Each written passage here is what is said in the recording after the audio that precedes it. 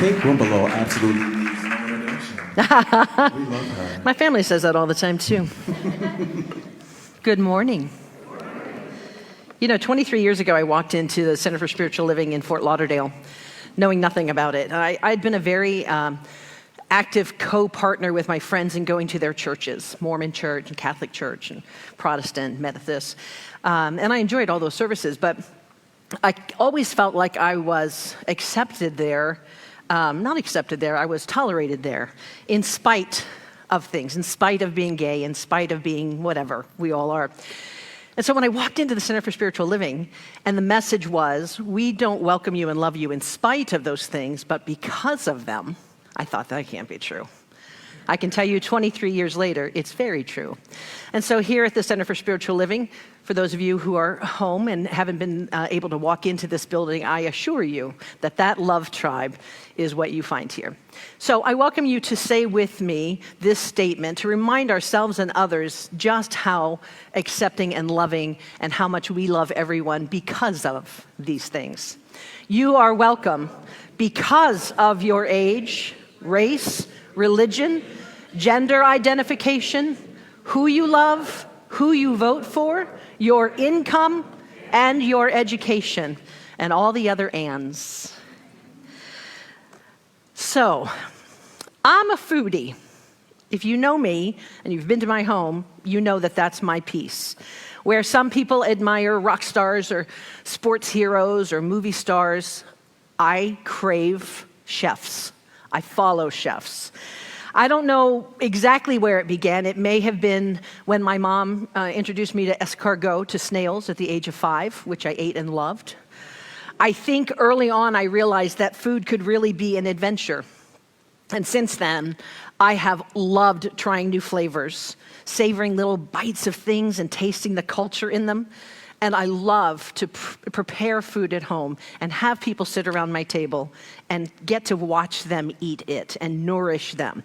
You see, the kitchen is my sanctuary, and the recipe is my Bible, and the process, well, that's my meditation, one of many. So when I started thinking about today's message, this month it's all about spiritual hacks. I was thinking about one of my favorite things from a perspective of a chef is that chefs will talk about cooking something en minute, which in French means in the minute, right? It's when something fresh and it's right then, just as it happens. It's not something that's prepared in advance. It's not overcomplicated. There are no hours of prep or things like that. And I thought, man, what if we could remember that spirituality works that way? That we can be in spirit in the moment, en minute, in any minute of life. Right? We've all heard about life hacks. My favorite is that I will take a sandwich bag and put baking soda and vinegar in it, and then I put it over my shower heads or faucet heads, put a little rubber band around it, and I just walk away and leave it there. And it gets rid of all that oxidation that's happened. The hack, the beauty of that is that you don't have to really prep for it. You just do it and walk away. It just takes a moment. But you come back refreshed and you have these fresh shower heads. So today, I want to translate that into a spiritual hack, right? A very simple practice en minute that can reconnect us to God, bring us more peace, and keep us grounded in who we really are. The practice is a pretty profound one, because it's so simple. It's in the simplicity that is in the beauty. And it's because it's something that you do all the time. Breathing. Do you know that you take about 20,000 breaths a day? And most of the time we do that without even thinking about what's happening in our bodies. But mystics and saints and yogis, they've used breath as a spiritual practice for centuries. It's called sacred breathing when you do this. Now, we do it when we meditate, but my lesson today is about how we do it en minute, in the minute. So it's simple. What I do is I pair my breath with a word or a phrase. I inhale with the first part and exhale with the second. Then your body's rhythm and your prayer's rhythm become one. So I want to try it. Let's do a really simple one. What we're going to do, because we'll speak it here, I suggest you don't do it out loud in the grocery store, but you can. I do it in my head when I'm in public, but in my car I will say it out loud. So we're going to say I am, and we're going to inhale, and we're going to say at peace, and we're going to exhale. Do that with me. I am at peace. Again, I am at peace. One more. I am at peace. Did you feel that? In just those few seconds? Already something shifts. So I want to take you on a little tour of what is happening within you. First, the physiology. Breathing, of course, is part of the autonomic nervous system, right? It means it just runs on autopilot. But unlike your heartbeat and your digestion, the other two parts of that system, it's the only one that we can consciously control. That means that breath is the doorway into the whole system. So when you just slowed your breath, you stimulated what's called the vagus nerve. That's this great nerve that runs from your brain down through your heart, your lungs, and your digestive system. And that stimulation that you just did activated your parasympathetic nervous system. That just means that what you did is you told your body to go into the rest and digest mode. And here's what happened because of that in just those few seconds. Your stress response dialed down. The body stepped out of that fight or flight moment. Now, you're probably not feeling that this morning, but you're probably feeling it in traffic. And that's when you want to do it, and it shifts it like that. Your heart rate lowers, your blood pressure drops, your circulation improves. Blood flows, and it returns to your gut. Your digestion actually improves. Your whole system says, oh, okay, I'm safe, I'm okay. And that deeper breathing delivers more oxygen to your cells. It improves your stamina, your vitality, your energy. So that's physiologically. Let's talk about mental and emotional effects of just that little thing that we did. Sacred breathing quiets the fear centers of your brain. So calmness rises, focus sharpens, creativity sparks, anxiety lessens, and over time, your nervous system actually learns resilience. You bounce back from stress more quickly if you use this as a practice. It acts like a release valve, unwinding the tension patterns that we carry with us, letting go of the emotions and allowing them to flow. You know, our emotional state profoundly affects our physiology. We know that laughter and joy and gratitude, right, they shift the body's internal environment. Science shows that positive emotional states lower our stress hormones. They regulate our nervous system. And because of that, they enhance our immune system. It doesn't stop with us, you see. That's the beauty of this, that emotional state of peace, it ripples outward. Family members, colleagues, even strangers are affected by the energy we carry. I cannot tell you how many strangers, standing in the grocery line, end up telling me their life stories. All I said was good morning, and then I know everything about them. They feel it. And it's not pseudoscience. It's emotional contagion. And it's well documented. You see, let me tell you the story. My son, I have a son named Jack, and we were talking about the power of intention. Because I really do believe, as we learn in this teaching, that what you focus on is what you receive, right? It's what you get. We don't tell you what to think, but we will tell you that what you're thinking is what is bringing things about. So Jack was probably 11 or 12.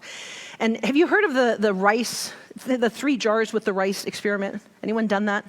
Okay, so it was popularized by a guy named Masaru Emoto. So the experiment is really simple. You cook rice, you put it in 3 different jars, and you put the lid on them. You cover it in water, you put the lid on them. 1 you label love, 1 you label hate, and 1 ignore. So we did that every day. And then every day before Jack and I went out of the door to go to school, we would pick up the love jar, and we would say, oh, rice, I love you so much. You're so beautiful. Look how white you are. You're gorgeous and you glisten, and I can't wait to see you when I come home. And then we pick up the hate jar, and we would say, what are you doing? What are you thinking? Sitting around in that water, you are so gross. I really hate you. And then we wouldn't pick up the third jar, we would leave it sitting on the counter. Now we left them there so they were in the same circumstance, and we did this for a month, every day. And in the end, the love jar looked very much as it had 4 weeks before. Nothing had really changed. The hate jar had this murky gray mold coming into it, all around it, settling on the top. Interestingly, the ignore jar was even worse. It was putrid. Like, I threw the whole jar away. I didn't even empty it out. I was like, I'm not opening that sucker. You know, to this day, I don't think Jack remembers that, but I know that he has the ability when he is going down a negative pathway to think, wait, what am I saying? What words am I using? And that's what this sacred breathing does. It gives us a moment to stop and reset. Now, scientifically, that thing with the jars, there's debate about the mechanisms behind it, because I looked it up, and plenty of scientists say that's not possible. You and I know that it is, because it's not magical thinking. It's the way in which very real intentions and attention and energy affect environments, including what's going on in here. So whether that's microbial growth in rice or emotional climates in families and in lives and in toxic relationships, we can take control. What came out of that, though, was the daily practice. It's one of the times when I saw something shift in Jack, and to realize that if he could just take just a second as he walked out the door, that it could set him up for the day. And that's what sacred breathing is going to do for us. Sacred breathing is that conscious breath, right? It's a reminder that we are in control. Things are not happening to us, they are happening for us. And here's the spiritual impact of that. There are a lot of traditions that teach that breath is the bridge between the body and the spirit. So when you breathe with awareness, you open up that channel for divine energy to flow. And with each sacred breath, you align yourself with your higher consciousness, with spirit itself.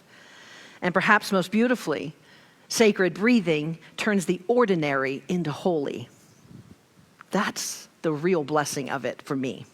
With every inhale and exhale, I know it's a prayer, and it turns the mundane into holy. I'm going to tell you more about that in a second. But I want to share with you that this is not pseudoscience, that science is actually catching up. There's a doctor, Dr. Sarah Thompson. She's a neuroscientist, also a spiritual advisor. And she says, what we're seeing with sacred breathing is nothing short of remarkable. Brain scans show increased activity in areas associated with empathy, compassion, and self-awareness. But more than that, get this, practitioners of this report a tangible sense of divine presence in their lives. And then Dr. Michael Chen at Stanford said, we're seeing physiological changes that mirror those found in long-term meditators, but in a fraction of the time. It's as if this practice is a shortcut to the benefits of years of spiritual discipline. Now that's a hack, people. I mean, think about it. A shortcut to peace, a shortcut to compassion, a shortcut to God. Something that you do 20,000 times a day. Breathing is so powerful. But like a good chef, I want to offer you a tasting menu. So as you go out into the week, here are a couple of opportunities to tap into that. One, in your morning intention, before your feet hit the floor, you can simply say, I am open to the good that comes today. Whatever message works for you, but do that one with me. I am open to all the good that comes today. Man, that's a good way to start the day. Then get up and brush your teeth. Gratitude pauses. My dad is going to be 90 in February. 6'4" tall guy, has moved mountains. This man is powerful. Military for 25, 30 years, owned a business, killed a lot of pests in Louisiana. And he's slowing down. I mean, he doesn't get to do the things he used to do. And when I call him and I'm like, hey, Dad, how are you today? He's like, well, girlie, I woke up above ground. It's a good day. And he says to me, I can't do any of those things, but you know what I like? I like that I can still get up and have my coffee and sit on my porch and watch my garden grow. Well, he gets more of that. It is that shift. It is taking the moment in the moment for gratitude at a red light or waiting for coffee. Just thank God for one thing. Like, I am grateful to own this car. I do that all the time. I love my car. I kiss her all the time. I haven't named her, but I love her. I'm passionate about my car. But here's the thing this is where rubber meets the road. Sacralize the mundane. You're washing dishes?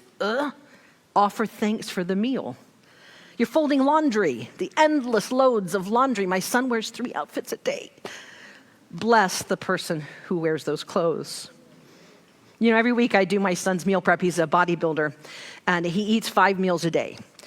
So I know what I buy at the store, but I really wanted to put it down. That means that every Sunday I am roasting pans of carrots and broccoli. I'm cooking 5 pounds of chicken, 5 pounds of ground beef, 7 cups of rice, and I am scrambling 56 eggs. And that's only for 2 of his 5 meals. It takes me 3 hours. Let me tell you, there's a mountain of dishes, endless containers, and plenty of sweat. But somewhere in the middle of that chaos, I always pause and I reflect on how grateful I am to have the resources to allow Jack's dreams to be fueled. I think about how much I'm going to miss that when he's grown and gone in a year, when he goes off to college, when this season has passed. And suddenly what could so easily feel like a chore becomes something else entirely. It becomes my love language. It becomes prayer in motion. I breathe constantly through that and say, I am so grateful to be a part of this story. And it is not mundane anymore. So look, this practice is not new. I'm not giving you any great revelation. I'm just here to remind you. Teachers across many traditions have been going at this for centuries. So there are 3 things that I remember when I am going to go into this practice. 1, I don't know if you follow him, but one of my favorite spirit guides is Sadhguru. Oh, if you don't know him, look him up. S-A-D-H. If you do that, you'll get him. He says, I am not my body, I am not my mind. Sacred breathing reminds us of that truth every time we pause to inhale and exhale with intention. Because when we breathe consciously, we step outside of the chatter of the mind and the cravings of the body, and we rest in the awareness of spirit. I am not my body. I am not my mind. More and more, number 2, as an activist today, I get to remind myself that compassion is wisdom, that every act of kindness honors God. So when I am faced with injustice and the anger that it brings up in me, when I'm watching the news, I practice sacred breathing because it softens my nervous system. It quiets my reactivity and it opens my heart. A calm breath in the midst of that creates space for compassion to arise naturally. When we breathe before we respond in moments of stress, we find ourselves more patient, more kind, and more attuned to God and the God that we know is in others, all others. So when I do that, I receive compassion and I offer compassion. Do that one with me. I receive compassion and I offer compassion. That's an important one to lean into. Breathing becomes the rhythm of peace. And 3, I stay aware of the power, right? The awareness is power. Before making a choice, I ask myself, will this matter in the long run? Sacred breathing is that awareness in motion. And when you stop and ask that question of yourself, each intentional breath will bring you out of autopilot and into presence. It will bring you from the place of presence that you can then make wiser choices. Not from fear or from impulse, but spirit-led clarity. You can say, be here, choose well. Before you make that choice, be here, Kate. Choose well. And then I move forward. New Thought echoes this wisdom. You know, it's Ernest Holmes said, we are not limited by the past, but by our inability to see the possibilities in the present. So when we stop in our day and we return to that intentional sacred breathing, a return to truth and to spirit, we tap into something beautiful. These hacks don't just change you, they ripple out. Because when you breathe differently, you live differently. And when you live differently, people around you notice. So the hack you try today may be the blessing that someone else receives tomorrow.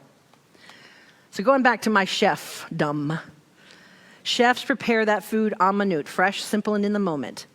So let us decide that our spiritual lives can work in the same way, not complicated by rituals, doesn't take hours to do, just that small breath of breathing gratitude and awareness to open up to God. Scripture in the Bible in Zechariah says, "Do not despise small beginnings, for the Lord rejoices to see the work begin." Something really little. God rejoices in that moment. So I want to challenge you 2 to 3 times a day this week. I want you to put this practice into reality and connect into your sacred breathing. Think of a moment right now, something that you know is going to be a pressure point or is going to trigger you during the week, something that you are dreading going into. And then picture yourself doing it, but stop and whisper the gratitude at the stoplight while you're doing dishes, while you're doing laundry. It's simple and powerful. It shifts energy. And with all of that, here is what I want you to hear with every fiber of your being. You are worthy of this peace.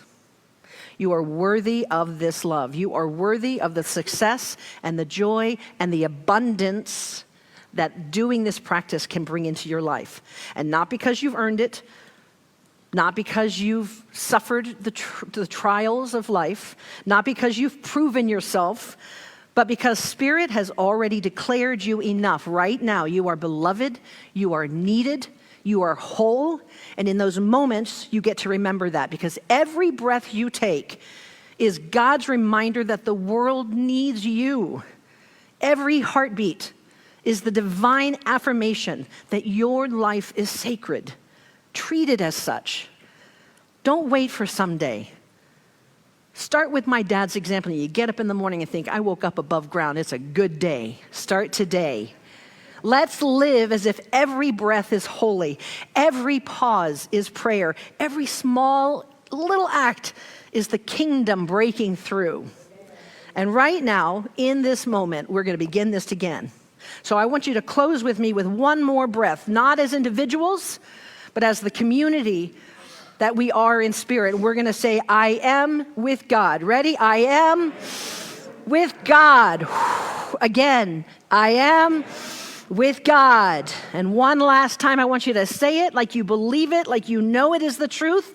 I am with God, and I am worthy, and so are you, of love, of peace, of joy. And so ends the lesson.